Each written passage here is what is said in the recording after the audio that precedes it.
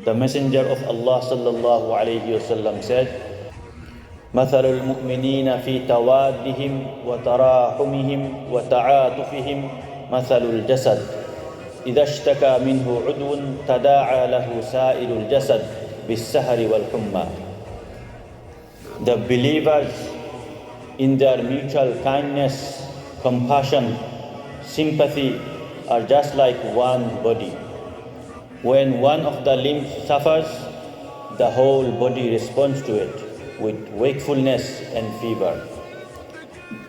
Whether a Muslim is in Palestine, Yemen, Pakistan, India, Kashmir, Bangladesh, Sudan, Syria, China, Indonesia, or anywhere in the world, we are part of one body. We are one ummah. When any Muslim anywhere in the world is in pain or facing injustice, we don't say, that's not my country, that's not my brother, that's not my problem. No, we say, that is my brother, that is my sister. Whether it's in Gaza, in Kashmir, or anywhere in the world, we rise together. We support them with our dua and voices, our resources and our efforts. When we are united, we are strong, spiritually, socially, even politically.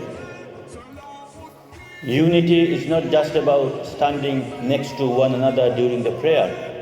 It's about feeling each other's pain, celebrating each other's joy, and standing together in times of hardship and ease.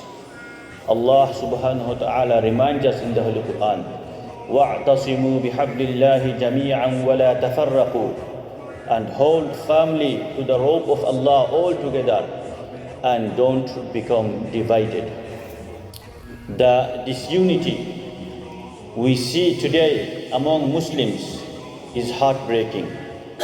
We are divided by race, culture, language, sect, politics, even nationality. These divisions have led to injustice and oppression in many parts of the Muslim world. We don't have the ability to respond to global crises affecting Muslims, like in Palestine, Syria, Yemen, Rohingya, and Kashmir.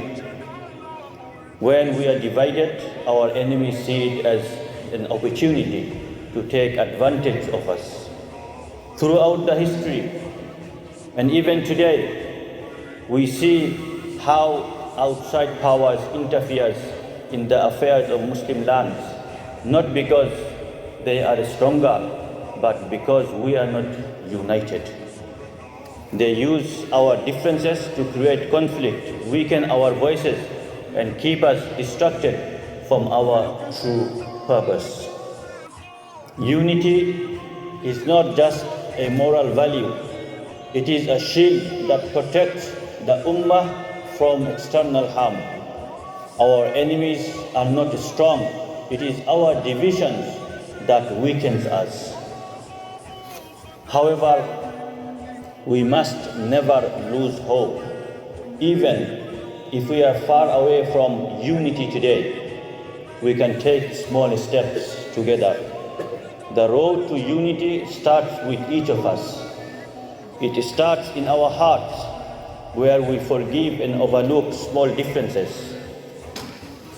It starts in our homes, where we teach the next generation, we teach our children what it means to be part of a global Muslim family. Allah subhanahu wa ta'ala says, إِنَّ اللَّهَ لَا يُغَيِّرُ مَا بِقَوْمٍ حَتَّى يُغَيِّرُوا مَا بِأَنفُسِهِمْ. Indeed, Allah will not change the conditions of a people until they change what is in themselves. So let us begin the change. Let us be part of the healing. Let us be the ummah that the Prophet sallallahu alaihi wasallam would be proud of.